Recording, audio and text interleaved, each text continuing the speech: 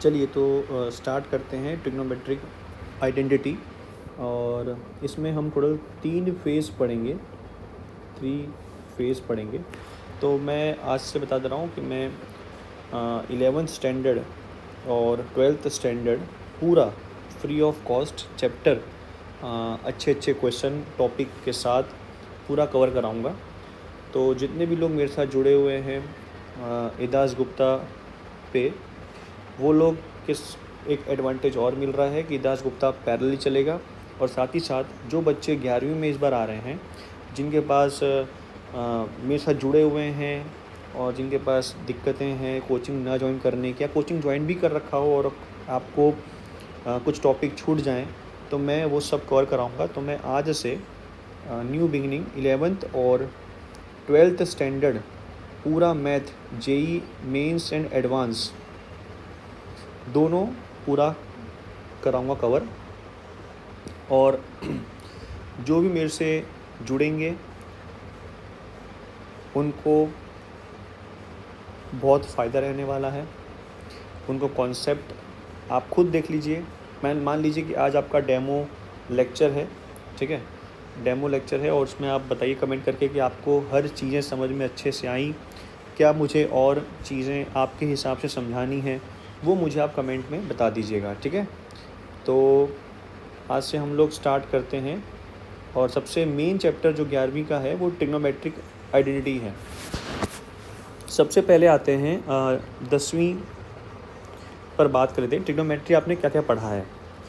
Trigonometric में आपने पढ़ा होगा कि sine square theta plus cos square theta 1 होता है, secant square theta minus tan square theta ये भी 1 होता है, और cosec square theta minus cot square theta ये भी 1 होता है।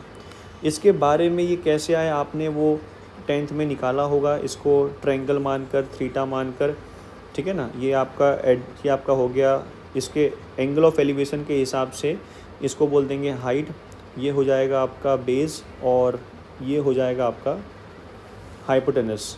ऐसे आप करते थे। फिर आपने क्या लिखा था, साइन थीटा होता है height upon hypotenuse, cos theta होता था बेस अपॉन हाइपोटेनस, और जब आप इनका स्क्वायर का सम करेंगे तो नीचे हाइपोटेनस का स्क्वायर आता था और ऊपर लिखा हुआ है हाइट का स्क्वायर प्लस बेस का square which is equal to hypotenuse का स्क्वायर, और ये हो जाता था 1। तो इस प्रकार से आपने वो प्रूफ किया था। तो मैं प्रूफ में नहीं जा रहा 10th स्टैंडर्ड के, ठीक है। अगर आपको वो अलग से चाहिए तो मैं उसका अलग से वीडियो बना दूंगा कि कैसे सर ये sine square plus cos square बनाया, वो सब, ठीक है। तो बिगिनिंग हम स्टार्ट करते हैं। तो 10th और 11th में क्या फ़र्क है वो समझाता हूँ। 10th में क्या था कि जैसे आपको साइन 45 डिग्री हो गया है ना, फिर आपको टेन 45 डिग्री हो गया, टेन 60 डिग्री हो गया। आपको जो भी एंगल आपने पढ़ा था 10th में वो 90 डिग्री तक, 0 से लेकर 90 डिग्री तक सीमित था। मतलब आप एक्यूट एंगल की ही बात कर रहे थे, क्योंकि ट्रायंगल ही राइट एंगल ट्रायंगल था। अब हम 11th में हम मोर देन 90 डिग्री जाएंगे, लेस देन 0 डिग्री जाएंगे। हम कोई भी एंगल हो गया, उन सब की वैल्यू जो इनके मल्टीपल है, 45 के आसपास है, 60 के आसपास, 30 के आसपास है, कोई भी एंगल पर हम वैल्यू अब हम बताने के लायक हो गए, और हम इसी चैप्टर में वो करेंगे। तो मैंने आपको बिग समरी दे दी कि हम इसको कैसे, इस चैप्टर में क्या क्या पढ़ने वाले हैं। हम 90 डिग्री के ऊपर जाने वाले हैं, बाकी फॉर्मूलेज और भी इसके अंदर आएंगे, इसलिए चैप्टर का नाम पड़ता है आइडेंटिटी, ठीक है। चलिए तो आगे बढ़ते हैं। सबसे अगर हम स्टार्ट करें तो पूरा चैप्टर जो है वो एक सर्कल पर डिपेंड है, एक पूरा सर्कल पे डिपेंड है चैप्टर, ठीक है। तो अब ध्यान से देखना क्यों सर्कल पे डिपेंड है, वो आपको खुद समझ में आ जाएगा। यहाँ पर मान लीजिए एक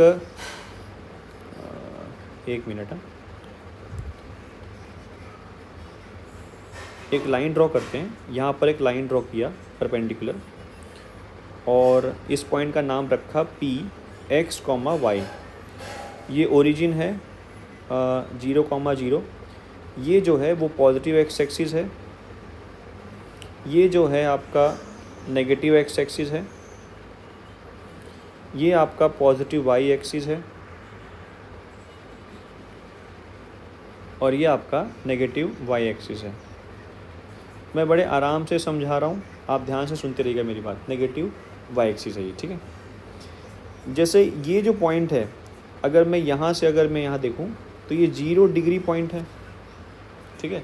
रेफरेंस एंगल भी इसको बोलते हैं, रेफरेंस एंगल, ठीक है। तो आप मान लीजिए यहाँ खड़े हैं, इस पॉइंट का अगर मैं नाम दूँ तो इट विल बी x,0, और अगर मान लो अगर पॉइंट यहाँ से यहाँ डिस्टेंस देखूँ तो यहाँ से लेकर यहाँ तक का डिस्टेंस रेडियस है, ठीक है। तो कहना इसे this is not x,0, perfect कहना हो तो ये r,0 है।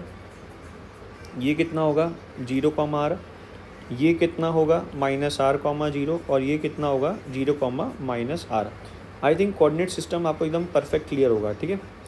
ओके, मान लीजिए अभी आप यहाँ थे, अब आपने थोड़ी देर बाद यहाँ पहुँच गए इधर, तो आपने कौन से डायरेक्शन में मूवमेंट किया है? आपने मूवमेंट किया है एंटी क्लॉकवाइज डायरेक्शन। भाई घड़ी का कांटा ऐसे घूमता है, इस तरीके घूमेगा, इस तरह घूमता है कांटा, तो आप उल्टा जा रहे हैं, आप ऐसे घूम रहे हैं, तो ये एंटी क्लॉकवाइज डायरेक्शन होगा। अच्छा, तो आप यहाँ पहुँच गए, तो ये एंगल जो है, ये वाला एंगल कितना कवर किया होगा आपने? थीटा। एक कॉमन सेंस क्या बोलता है कि अगर आप एंटी क्लॉकवाइज मूव करते हैं तो आपने हर क्वाड्रेंट में मूव किया है 90 डिग्री, क्योंकि पूरा सर्कल कंप्लीट करेंगे तो आप 360 डिग्री कवर कर लेंगे। तो अगर आपने एंटी क्लॉकवाइज मूव किया है तो सबसे पहला एंगल आपके सामने कौन प्रकट होगा? 90 डिग्री। फिर आपने जब एंटी क्लॉकवाइज आगे बढ़े तो एंगल में एडिशन हो रहा है तो 180 डिग्री। फिर आपने जब आप यहाँ बढ़े तो ये आपका हो गया 270 डिग्री, 90 ऐड कर रहे हैं आप सिंपल, और जब आप यहाँ जाएंगे तो फर्स्ट राउंड कंप्लीट करने के बाद आप आ जाएंगे 360 डिग्री पर, ठीक है। ओके, फिर आप आगे बढ़ेंगे तो इसमें 90 डिग्री ऐड होगा, 90 डिग्री इसमें ऐड हो जाएगा, तो 360 और प्लस 90 ये हो जाएगा आपका 450 डिग्री, 450 डिग्री। क्लियर है?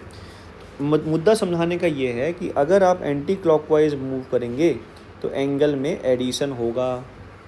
चलिए, पर अगर मैं सर मूव करता हूँ क्लॉकवाइज, जैसे यहाँ 0 डिग्री है, मान लीजिए आपने राउंड कंप्लीट किया, आप ऐसे मूव करके आए, ठीक है, और आप आ गए 360 डिग्री। अब आपका मन हो रहा है कि मैं अब वापस घर जाऊँगा अपने, तो आप क्या करेंगे? पीछे रिवर्स जाएंगे। तो पहले जब आप यहाँ पहुँचे थे तो 270 डिग्री था, तो जब आप रिवर्स जाएंगे तो आपने एक्चुअली में किया क्या है? एंगल कम तो किया है। कितना एंगल कम किया है? -90 डिग्री कम किया है। इसका मतलब ये हुआ कि 360 पे जब आप यहाँ पे आए इधर, तो आपका कितना हो गया एंगल? जब आप यहाँ पर आ गए तो आप जब यहाँ से यहाँ मूव करें तो कितना हो गया आपका एंगल? आपका हो गया 270 डिग्री। फिर आप यहाँ से यहाँ गए, ठीक है, तो यहाँ से जब आप यहाँ गए हो तो कितना एंगल आपने कम कर दिया? 180 पहुँच गए। फिर जब यहाँ से यहाँ गए तो आपने 90 पहुँच गए। तो हो क्या रहा है एक्चुअल में? माइनस थीटा हो रहा है, -90, -180, -190, -90। मतलब अगर आप एंटी क्लॉकवाइज मूव करेंगे डायरेक्शन में तो एंगल ऐड होगा, और अगर आप क्लॉकवाइज मूव करेंगे तो एंगल में माइनस होगा। ये समझ में आ गया आपको? क्लॉकवाइज डायरेक्शन में माइनस होगा। That means if you move anticlockwise direction angle will be add, if you move reverse in clockwise direction angle will be subtracted. क्या मैं आगे बढ़ूँ? कोई दुख दर्द? बहुत बढ़िया। चलिए अब से देखते हैं कि क्या रिलेशन है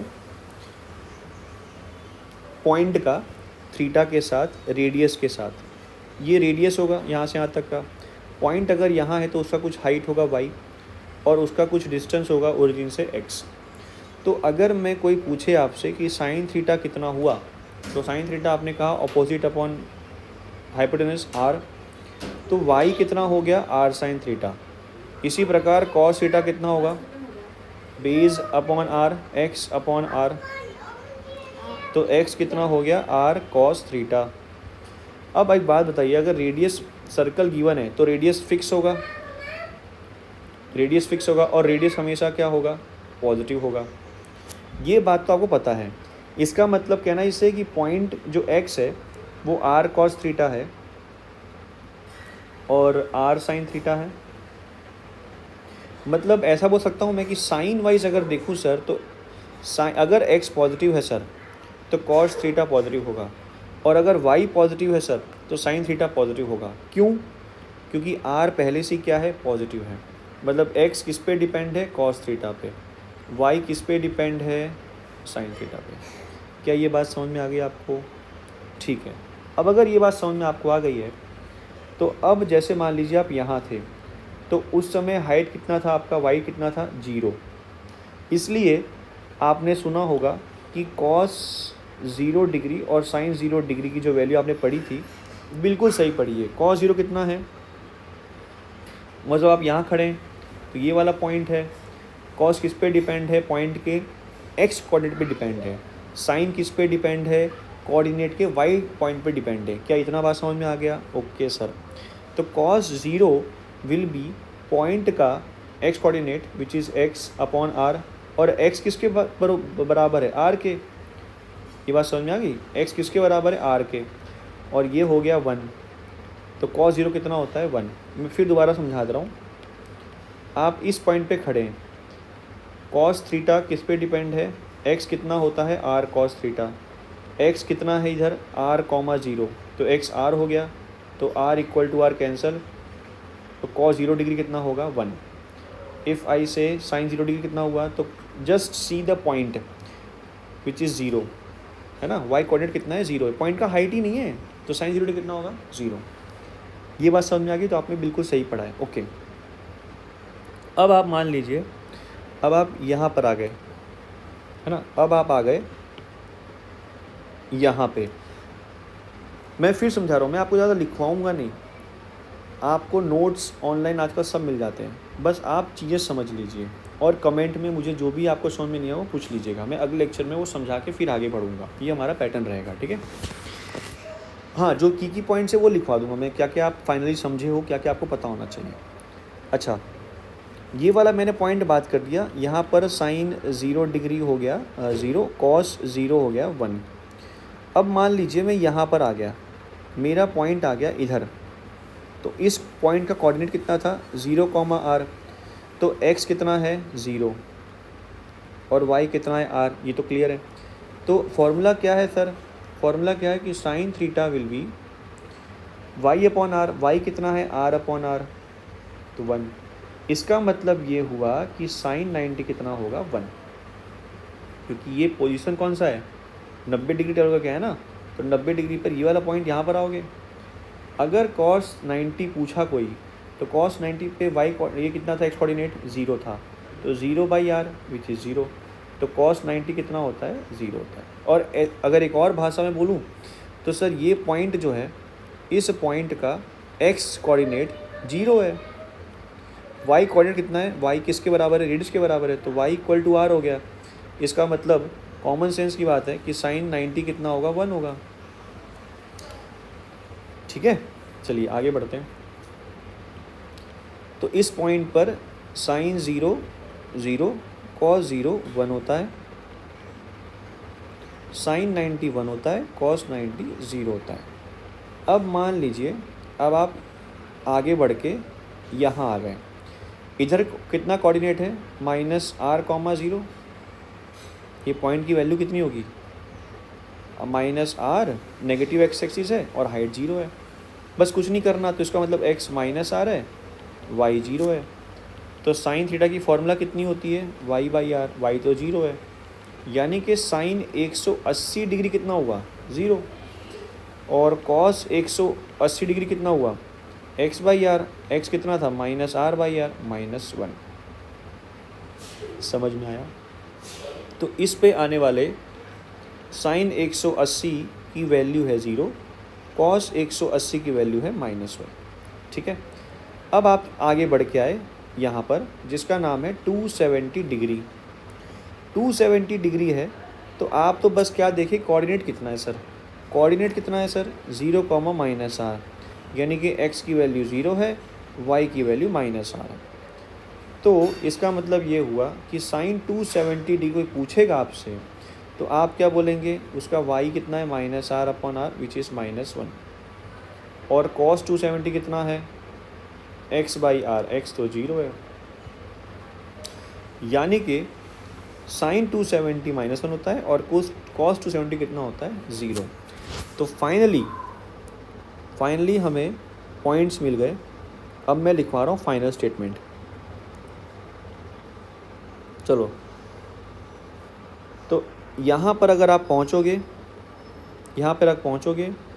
यहाँ पर साइन होगा वैल्यू, साइन 0 डिग्री कितना होगा, 0 होगा, और कॉस 0 डिग्री कितना होगा, 1 होगा। अगर आप पॉजिटिव वाई एक्सिस पे पहुँचोगे तो साइन उस एंगल पर होगा 1 और कॉस 90 होगा 0। अगर आप ये यहाँ पर पहुँचोगे तो यहाँ पर साइन 180 होगा आपका 0, कॉस 180 होगा -1। अगर आप यहाँ पहुँचोगे तो यहाँ पर साइन 270 होगा आपका -1 और कॉस 270 होगा आपका 0। आप बस क्या याद कर गए घर से, r, 0, 0, r, -r, 0 और 0, -r। क्लियर है? अब थोड़ा सा आगे बढ़ते हैं। अब मान लीजिए आपने फर्स्ट राउंड कंप्लीट किया और आप यहाँ आके आपने क्या किया, फर्स्ट राउंड कंप्लीट किया और आप यहाँ आके बैठ गए। तो ये कौन सा एंगल है, ये 360 डिग्री एंगल है। तो कहना इसे कि साइन 360 भी सर 0 ही होगा और कॉस 360 भी सर 1 होगा। क्यों? क्योंकि बदला क्या है, राउंड बदला है, बदला क्या है, एंगल बदला है, पर पॉइंट तो वही है। मतलब 0 डिग्री की वैल्यू पर साइन की वैल्यू वही आएगी जितनी 360 पर आएगी। 360 आ गए आपने, फिर उसमें कितना जोड़ दिया, 360 और जोड़ दिया, तो 720 पर भी वैल्यू सेम ही आएगी क्योंकि पॉइंट्स क्या है, सेम है। ये फ़ायदा होता है सर्कल का। मतलब ये कि एंगल बढ़ रहा है, एंगल घट रहा है, पॉइंट नहीं बदल रहा। यानी कि साइन कॉस की वैल्यू बस आप जब यहाँ पहुँचोगे, कितना भी का राउंड कंप्लीट करोगे, आप यहाँ पहुँचोगे तो ये वैल्यू फिक्स रहेगी। तो अब हमें सोचना है कि कौन कौन सी वैल्यूज़ के लिए साइन -1 देता है, कॉस 0 देता है, कौन कौन से एंगलों के लिए साइन 0 देता है, कॉस 1 देता है, इस पॉइंट पर। ठीक है, चलिए ध्यान सुनिएगा बात। यहाँ पर जब आपने स्टार्ट किया तो वो 0 डिग्री था। तो उससे पहले पीछे आते हैं, थोड़ा सा बात कर लेते हैं कि रेडियन क्या होता है। आपने अगर नहीं पढ़ा होगा तो बताता हूँ रेडियन क्या होता है। आप क्या करिए, एक रेडियस, कोई भी रेडियस मान लीजिए आप 5, 6, 1, 2, उतना आप यहाँ से लेकर यहाँ तक का डिस्टेंस लीजिए। इसी प्रकार यहाँ से लेकर यहाँ तक का डिस्टेंस लीजिए और एक कट मारिए, वो भी r लेंथ का होना चाहिए। मतलब रेडियस r है और आर्क लेंथ भी r है। अगर तीनों बराबर लिया आपने तो जो भी एंगल बनता है उसको बोलते हैं 1 रेडियन। सिंबल ऐसा होता है। और 1 रेडियन को अगर आप देखोगे उस पर डिग्री में तो ये 57 डिग्री के आसपास आएगा। मैं वही बता रहा हूँ कैसे आया। अब आज ध्यान समझिएगा। मतलब कहने का तात्पर्य ये है कि रेडियन तब बनता है जब बेस या आपका जो सेक्टर है, इसको सेक्टर बोलेंगे, सेक्टर का अगर रेडियस r है और आर्क लेंथ ऑफ सेक्टर भी, आर्क लेंथ भी अगर r के बराबर है, इसका मतलब ये हुआ कि जो भी एंगल सबटेंड होगा उसके बीच में वो 57 डिग्री यानी कि 1 रेडियन के बराबर होता है। ये डेफिनेशन है। अच्छा, तो एंगल सबटेंडेड और आर्क लेंथ के बारे में थोड़ा सा और जानकारी प्राप्त करते हैं। यानी आप ऐसा कह रहे हैं कि एंगल सबटेंड अगर 1 रेडियन है तो आर्क लेंथ r है। ठीक है, तो इसका मतलब अगर मैं इसको 2r ले लूँ, डबल कर दूँ, तो डायरेक्ट असर इसी पे पड़ेगा क्योंकि ये तो फिक्स है पहले से। तो 2 रेडियन के बराबर है। तो 2 रेडियन ने कितना बनाया, आर्क लेंथ 2r बनाया। 3 रेडियन कितना बनाया है, 3r बनाया है।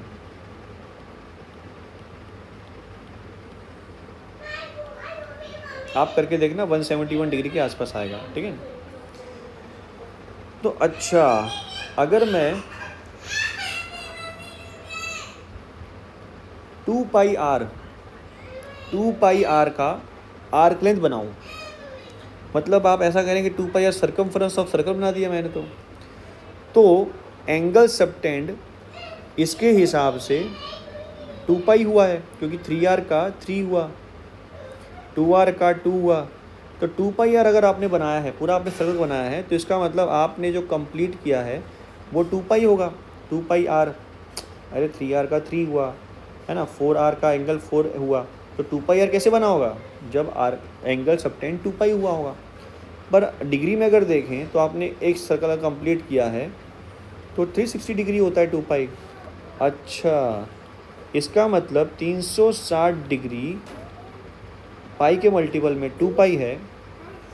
पाई आप सही समझ रहे हैं, 3.14 वाला पाई है, तो इसका मतलब 180 डिग्री पाई हुआ। ये रिलेशन आपको याद रखना है, यानी कि 360 डिग्री 2π है, 180 डिग्री पाई होता है। तो कोई आपसे पूछे कि पाई का रेडियन वैल्यू कितना है, तो आप बोलेंगे 3.14, और पाई का डिग्री वैल्यू कितना है तो आप बोलेंगे 180 डिग्री। ये बात समझ में आ गई? दोबारा कह रहा हूँ, पाई का अगर रेडियन वैल्यू कोई पूछेगा तो आप बोलेंगे 3.14, डिग्री वैल्यू पूछेगा तो आप बोलेंगे 180 डिग्री। क्लियर है क्या? ओके। अब यहाँ से आर्क लेंथ के बारे में भी मालूम चला। क्या आर्क लेंथ किस पे डिपेंड है? Theta angle subtended, theta into R. तो यानी कि आर्क लेंथ की फॉर्मूला क्या हो गई? Theta into R, where theta किसके फॉर्म में होगा? रेडियन के। आर किसके फॉर्म में?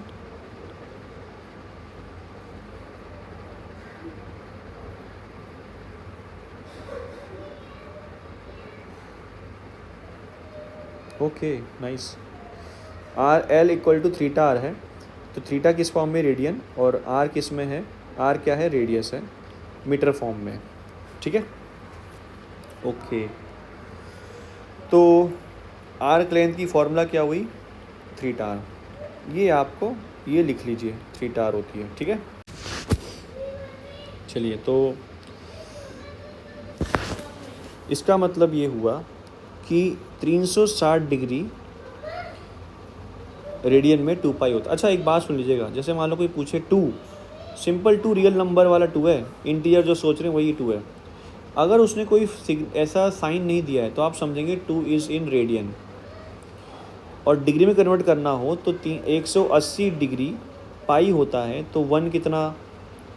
तो 180 divide by pi, which is 180 by 3.14, which will be approx 57 degree. तो आप इस चीज़ को याद कर लीजिए, जब भी मैं कहूँगा 1 तो आप समझेंगे अच्छा 57 डिग्री सर बोल रहे हैं। 2 मतलब इसको डबल कर दो, 114 डिग्री कह रहा हूँ।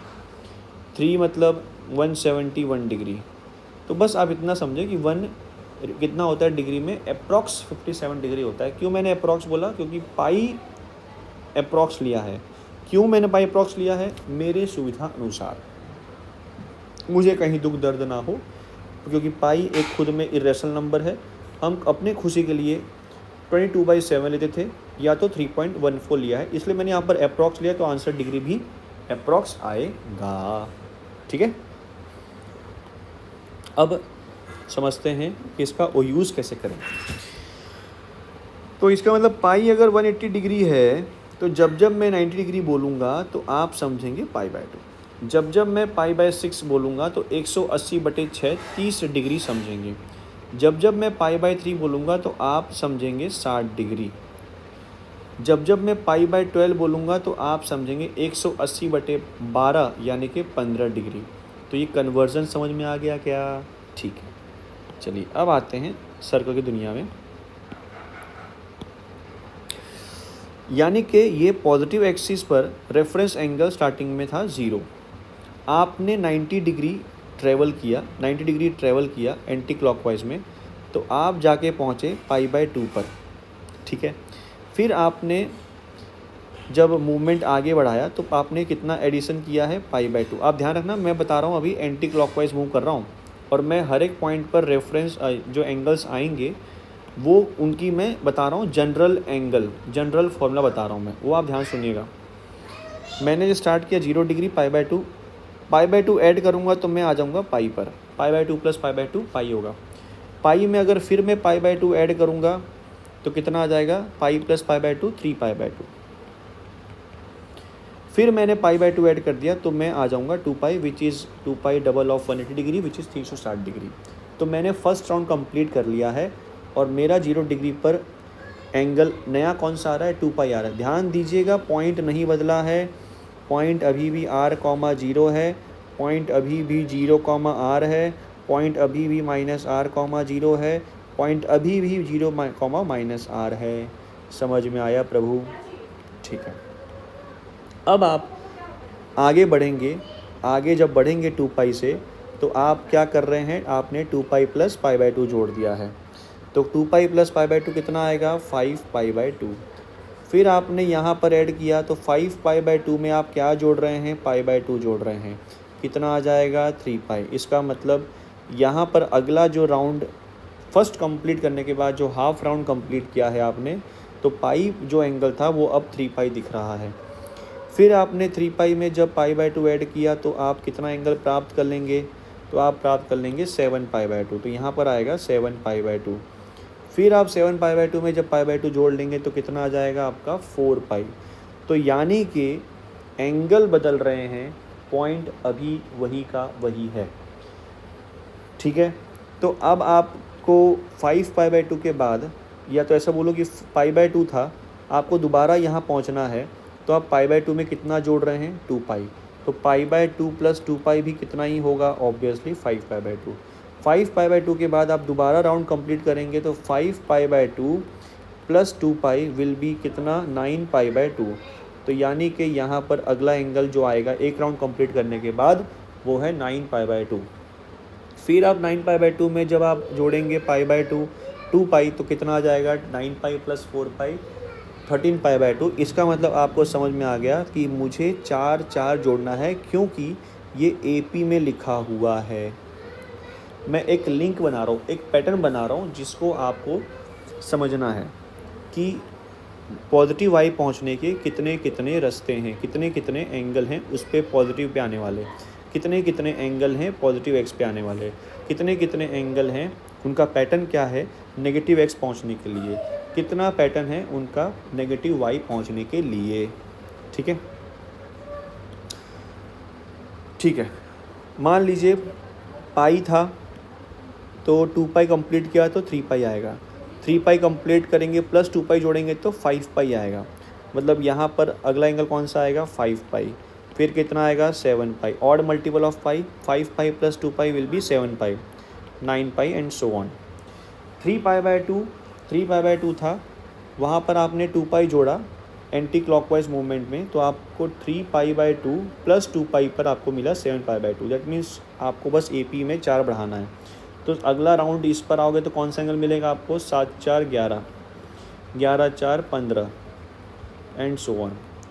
फिर जब आप 4 पाई, इसमें 15 पाई में जब आप 4 पाई प्लस 2 पाई करेंगे, आपको मान लीजिए यहाँ पर आना है, 0 में प्लस 2 पाई किया 2 पाई, 2 पाई में 2 पाई ऐड किया 4 पाई, 4 पाई में 2 पाई ऐड किया 6 पाई, 6 पाई में 2 पाई ऐड किया 8 पाई, 8 पाई में 2 पाई ऐड किया 10 पाई, 10 पाई में 2 पाई ऐड किया 12 पाई।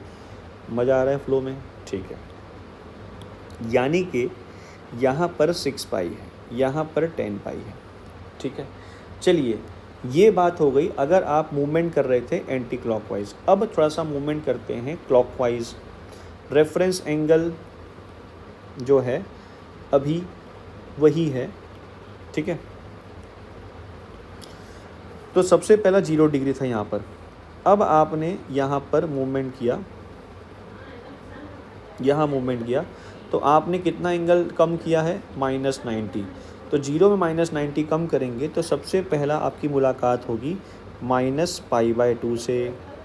-2 पाई, -पाई/2 में अगर आपने 2 पाई कम कर दिया तो कितना एंगल होगा, -पाई/2 में कम करोगे तो -5 पाई/2 आएगा। -5 पाई/2 में अगर आप -2 पाई कम कर दोगे तो कितना आ जाएगा, -9 पाई/2। आपको ऐसा फील आ रहा है, जो चीज़ यहाँ प्लस में था, एक मिनट, जो चीज़ यहाँ प्लस में था वो यहाँ माइनस में आ रहा है। बस ऐसे याद करने के लिए, ऐसा नहीं कोई रिलेशन नहीं इनका, बस याद करने के लिए। तो अगला कौन सा आएगा, -2 पाई कम करोगे तो -13 पाई/2।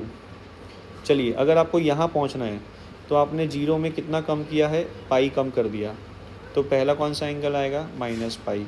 फिर कितना आएगा, -3 पाई। 2 पाई कम करो, -5 पाई, -7 पाई एंड सो ऑन। भाई यहाँ पहुँचने के लिए आप कितना कम करेंगे? 90, 99, 270 कम किया आपने, π/2 -π/2 -π/2 -π/2।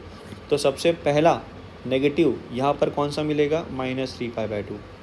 -3π/2 यहाँ पहुँच गए। अब आपने इसमें 2 पाई कम कर दिया, तो दूसरा नेगेटिव एंगल कितना आएगा यहाँ पर? भाई -7π/2 आएगा, फिर -11π/2 आएगा एंड सो ऑन। फिर आप ने क्या किया? 3π/2, आप 0 डिग्री से यहाँ पर आए थे, आप यहाँ पर क्लॉकवाइज मूव करके यहाँ पहुँच गए, तो आपने कितना डिग्री कम किया है? आपने 2 पाई कम कर दिया। तो सबसे पहला नेगेटिव कौन सा मिलेगा? -2 पाई, फिर -4 पाई, फिर -6 पाई, ऐसे। अब मैं लिखवाने जा रहा हूँ जनरल एंगल, ध्यान सुनना। अगर आपको पॉजिटिव एक्स पे पहुँचना है तो आपके पास कौन कौन से एंगल्स आएंगे इस पर आने वाले? इवन मल्टीपल ऑफ पाई। तो कैन आई से इवन मल्टीपल ऑफ पाई आ रहा है, और इवन पॉजिटिव इंटीजर में भी आ रहा है, नेगेटिव इंटीजर में भी आ रहा है। तो can I say this is 2n pi where n belongs to integer.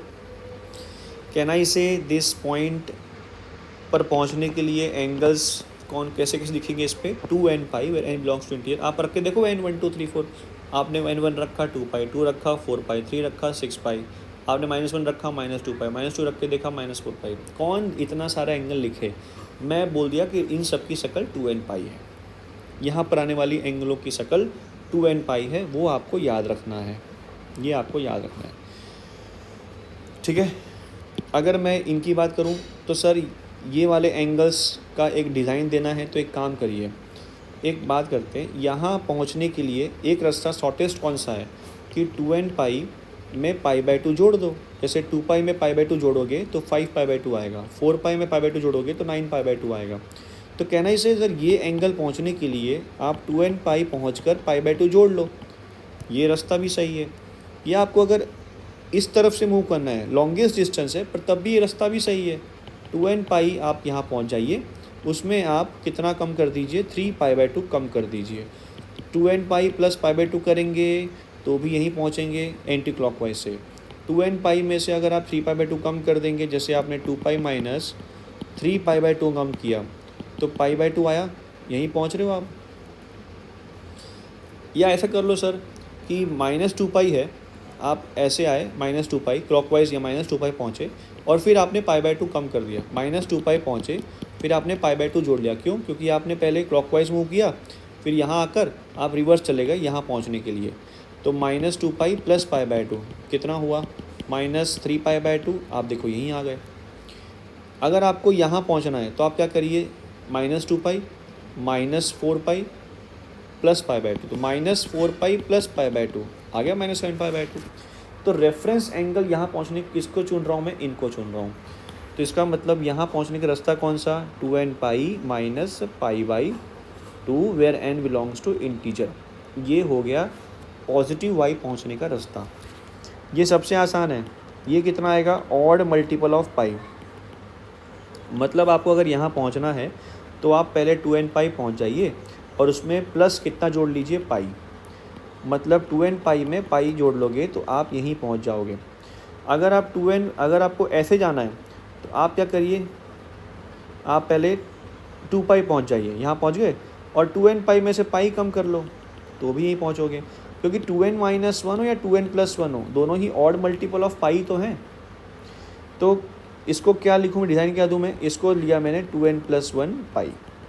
देखो n रख के देखो 0 आ गया, 2n प्लस 1 पाई है, इसमें n रख के देखो 0 पाई आ रहा है, n रख के देखो 2 कितना आ रहा है? 5 पाई आ रहा है। दैट मीन्स इस यहाँ पहुँचने के लिए सबकी शक्ल कैसी होनी चाहिए? 2n pi plus pi. I can say 2n plus 1 times pi where n belongs to integer. यहाँ पहुँचने का क्या रास्ता है? कुछ नहीं। क्या रास्ता है यहाँ पहुँचने के लिए? 2n पाई में से π/2 कम कर लो। एक रास्ता है 2n पाई प्लस 3π/2, लॉन्ग रास्ता है। शॉर्टेस्ट कौन सा रास्ता है? 2n पाई। जैसे मान लो आपको 2 पाई यहाँ पहुँचे, उसमें आप π/2 कम कर दो तो 3π/2 आ गया। देखो आ गया। मान लो आप 4 पाई पहुँचे और आपने उसमें पीछे जाने के लिए आप ऐसे आए, 4 पाई आए और आप पीछे चले गए तो 4 पाई माइनस पाई बाई 2 आ गया ना 7 पाई बाई 2। तो रास्ते का नाम लिख दूँ मैं finally 2n pi minus pi by 2 where n belongs to integer.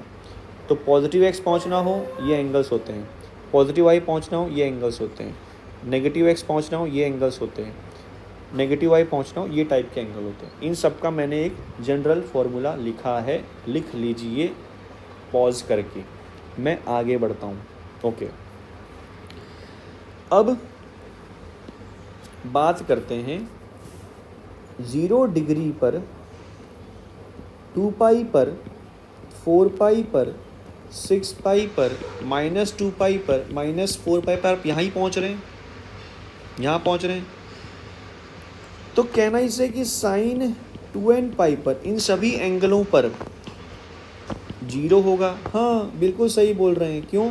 क्योंकि भले ही आपका नंबर ऑफ राउंड बदला है, आपका नंबर ऑफ राउंड बदला है, पर आपका पोजीशन यहीं आप पहुंच रहे हैं, तो आपके कोऑर्डिनेट्स बिल्कुल नहीं बदल रहे हैं, तो साइन की वैल्यू भी नहीं बदलेगी, क्योंकि y टर्म अभी भी 0 है, x टर्म अभी भी r है। समझ में आ रहा है मेरी बात? बड़े प्यार से समझा रहा हूँ, क्योंकि मैं एक्चुअली मैं बहुत फास्ट पढ़ाता हूँ, पर मैंने आपको समझाना स्टार्ट किया है, तो आपको जैसा लगे अच्छे समझ में आया है तो मुझे कमेंट कर बताइए। कमेंट करके मैं इसी तरीके से आपको आगे टॉपिक्स भी समझाता रहूँगा, बड़े प्यार से, बड़े सवाल अच्छे अच्छे लेकर। आपको खुद ही फील आ जाएगा, पूरा ट्रिग्नोमेट्री जब मेरे से पढ़ लेंगे आप, तो आपको खुद ही फील आएगा, आप पागल हो जाएंगे। ठीक है, चलिए, साइन 2n पाई 0 होता है, और इसका मतलब कॉस 2n पाई कितना होता है? 1। इसका फ़ायदा क्या? जब भी मैं आपसे पूछूंगा बेटा 100 पाई पर बताओ साइन की वैल्यू है कितनी है, तो आपको बस क्या सोचना है, इसको देखकर अच्छा मतलब सर जो मेरे से पूछ रहे हैं वो पॉजिटिव x की क्यों पूछ रहे हैं। क्यों? क्योंकि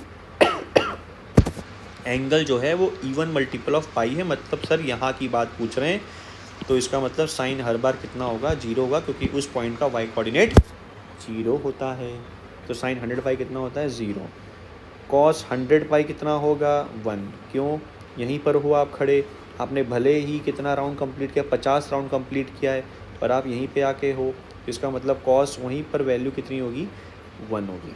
तो मैं इसको इस प्रकार से समझा रहा हूँ, sine 2n pi will always be 0, cos 2n pi will always be 1। बाकी 4 ट्रिग्नोमेट्रिक फंक्शन इस पर आने वाले आप जैसे 10, जैसे मैंने आपसे 10 100 पाई पूछा, तो साइन 100 पाई अपॉन कॉस 100 पाई ऐसे लिखोगे आप।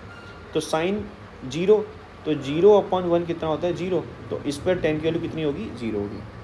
मतलब आप इन्हीं को डिवाइड करके, इन्हीं में इसको डिवाइड करके सेक कॉसेक निकाल लोगे, इसको डिवाइड करके सेक निकाल लोगे, इसको डिवाइड करके टेन निकाल लोगे, इसको डिवाइड करके कॉट निकाल लोगे। तो सब चीज़ें यहीं से आती है। तो मैं हर बाउंड्री पे साइन कॉस की वैल्यू समझा दे रहा हूँ। ठीक है, चलिए, 2n pi plus pi by 2 वाले एंगलों पर साइन का जनरल एंगल कितना होगा? आप कोऑर्डिनेट्स आपको याद याद कर लेना, 0, r। तो साइन कितना होता है? 91। तो इन पर आने वाले जितने भी एंगल्स होंगे उन सबका साइन वैल्यू कितना होगा? 1 होगा। और कॉस की वैल्यू कितनी आएगी? 0 आएगी, क्योंकि पॉइंट नहीं बदल रहा है। ठीक है, यहाँ पे जितने भी एंगल्स हैं वहाँ पर साइन का मल्टीपल का वैल्यू कितना है? 0 है, और कॉस का मल्टीपल कितना है? -1। यहाँ पर sine angles 2n pi minus pi by 2 वाले एंगलों पर, यहाँ पर एंगलों पर साइन की वैल्यू हर बार -1 आएगी, और cos 2n pi minus pi by 2 पे सभी एंगल कितनी आएगी? 0। ये आप लिख लीजिए फाइनल। अब मैं आपको सवाल देता हूँ तो आपको चीज़ें समझ में आएंगी क्या चल रहा है। ठीक है, ओके, अब मैं आपको सवाल देता हूँ, अब आप समझ जाएंगे क्या पूछ रहा हूँ मैं। पहला सवाल, साइन 52 पाई, सिंपल सवाल पूछा है। पहले आप देख लीजिए आपको कैसे डील करना है। सबसे पहले ये देखिए कि इवन मल्टीपल ऑफ पाई है या ऑड मल्टीपल ऑफ पाई है।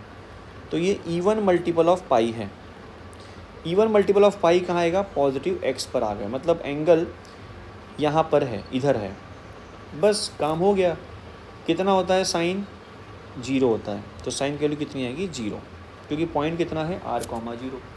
तो हाइट कितनी है 0। हाइट से आप साइन की वैल्यू निकालते हैं, एक्स किस पे डिपेंड है, कॉस थीटा पे। तो एक्स की वैल्यू पता चल गई तो कॉस मालूम चल जाएगा, वाई मालूम चल गया तो साइन मालूम चल। क्यों? क्योंकि आर पहले से ही गिवन होगा, आर पहले से क्या है, फिक्स है। एक्स की वैल्यू क्या होती है, आर कॉस थीटा। वाई की वैल्यू कितनी होती है, आर साइन थीटा। तो साइन 52 कितना आएगा, 0। अगला सवाल पूछूं, चलिए सेकंड। tan 51 पाई, क्या देखा आपने, ऑड मल्टीपल ऑफ पाई। कहाँ आ गए आप, यहाँ पर आ गए। कितना है साइन का वैल्यू, 0। तो कितना वैल्यू कॉस का, -1। तो 0/-1 कितना हुआ, 0। समझ में आ गया। चलिए सेक 11 पाई/2।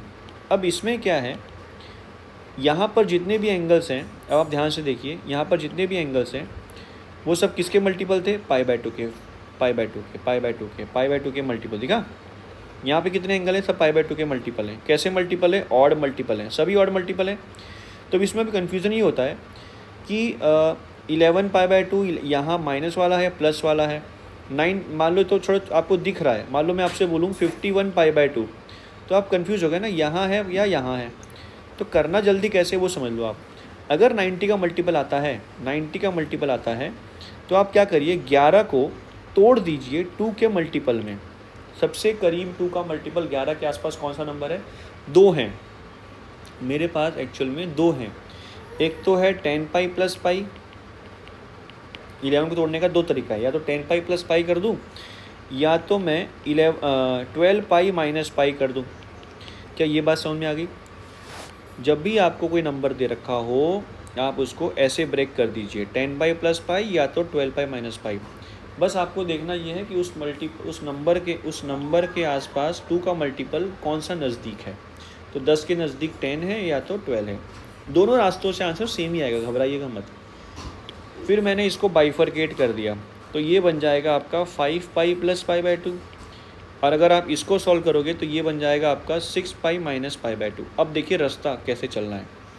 अगर आप इससे सॉल्व करते हैं तो 5 पाई यहाँ आएगा, 5 पाई में प्लस कर दिया, मतलब आपको आगे बढ़ना है। तो 5 पाई प्लस पाई/2 जोड़ेंगे तो आप कहाँ आ जाएंगे, यहाँ पर। यहाँ पर सेक की वैल्यू कितनी होगी भाई, सेक की वैल्यू होगी कॉस का उल्टा, यानी कि 1/0 अनडिफाइंड। तो आंसर कितना आ रहा है, अनडिफाइंड आ रहा है।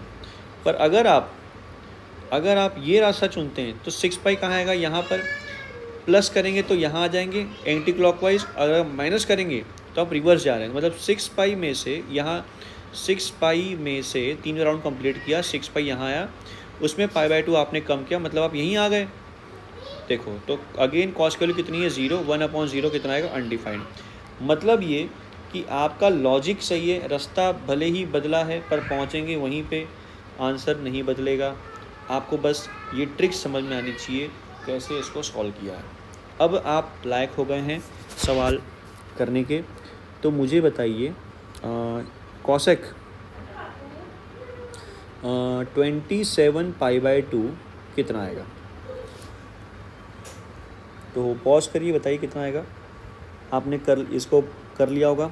27 पाई/2 क्या करना है, 2 के मल्टीपल के पास सोचिए, तो 26 के करीब है, 28 के करीब है, जैसा आपको चलना है। तो मैंने 26 का सपोर्ट ले लिया, तो 26 पाई प्लस पाई में 27 तोड़ दिया, 2 का मैंने डिवीज़न कर दिया, तो ये हो जाएगा 13 पाई प्लस पाई/2।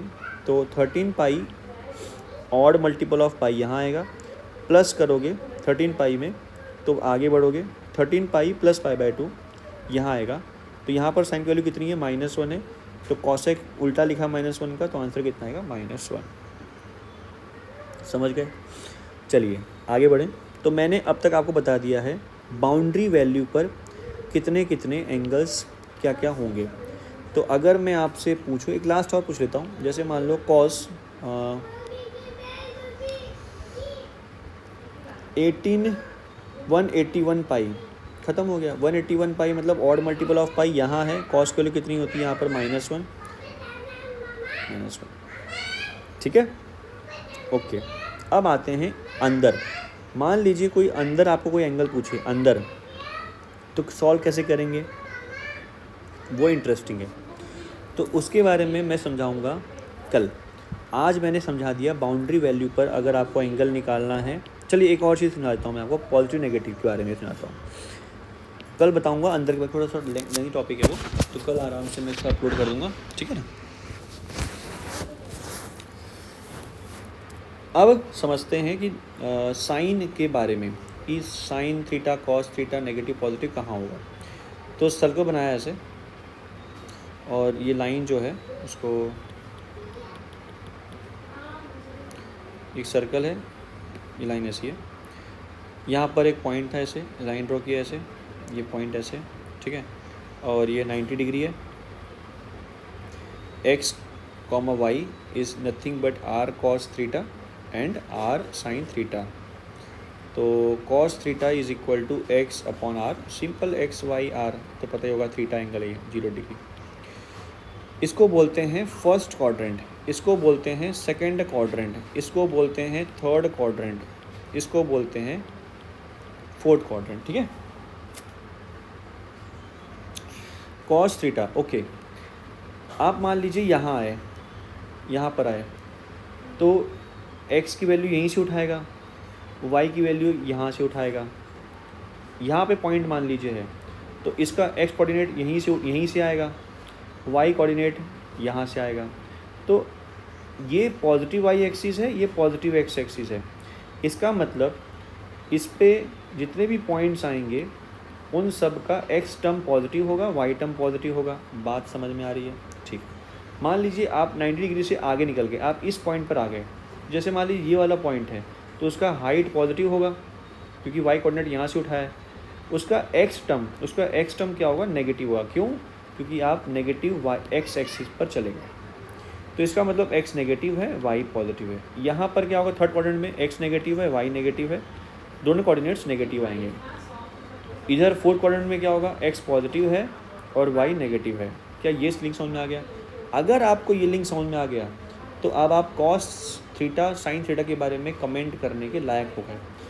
अब इस रेशियो में cos थीटा किस साइन पर डिपेंड है? x की साइन पर डिपेंड है, क्योंकि r पहले से क्या है? पॉजिटिव है। ठीक है, ओके। तो अगर x पॉजिटिव है तो डायरेक्ट असर किस पर पड़ेगा? cos थीटा पे। तो cos थीटा क्या होगा? पॉजिटिव होगा। अगर y पॉजिटिव है तो साइन थीटा क्या होगा? पॉजिटिव होगा।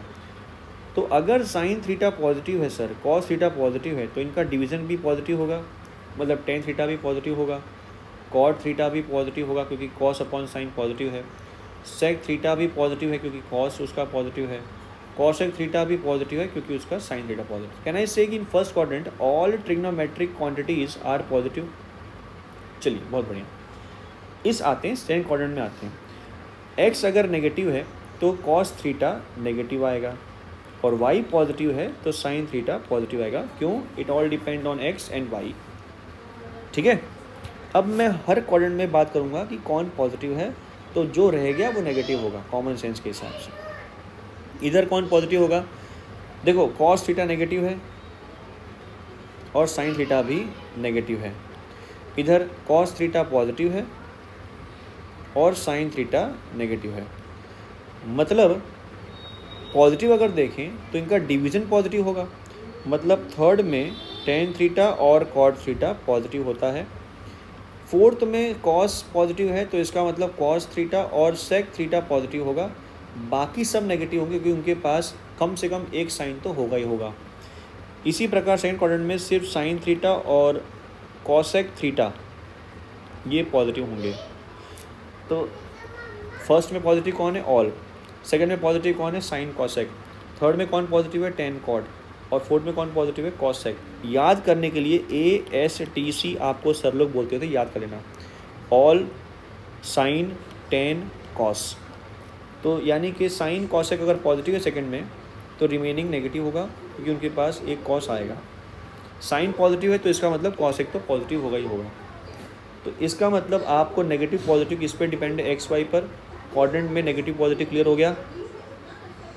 ठीक है, तो अब हम आगे का चीज़ें जो angle in between the quadrant है उसकी बात करेंगे कल के लेक्चर में। ठीक है, आपको अच्छा लगा हो तो कमेंट करिएगा। चीज़ें जो समझ में नहीं आई वो मुझे पूछ लीजिएगा। 11वीं 12वीं पूरा लेक्चर अपलोड करूँगा मैं। इसका मतलब ये नहीं है कि आप जहाँ पढ़ रहे हैं वहाँ पढ़ना बंद कर दीजिए, वो पढ़ते रहिए। ये फ़ायदा आपको तब करेगा जब आपके पास नोट्स इन केस नहीं है, या आप न्यू बिगिनिंग कर रहे हैं तो आपको प्लस पॉइंट है। अगर आप कोचिंग में कर रहे हैं, आपको टॉपिक वापस समझना है, तो आप मेरे चैप्टर के साथ चलिए, वो आप वहाँ से सीख सकते हैं। आपको कोई एक्स्ट्रा टॉपिक सीखना हो तो उसको मैं अलग से वीडियो बना दूंगा कि सर मुझे जैसे कॉनिक्स का इम्पॉर्टेंट हाईलाइट समझना है, तो उसके बारे में मैं टॉपिक समझा दूंगा सवाल के साथ। ठीक है, तो ये अलग रहेगा, एजाज गुप्ता भी अलग रहेगा। ठीक है, कैसा लगा कमेंट करिएगा। मिलते हैं कल के लेक्चर में, कल हम बात करेंगे आगे के टॉपिक्स में। ठीक है, बाय।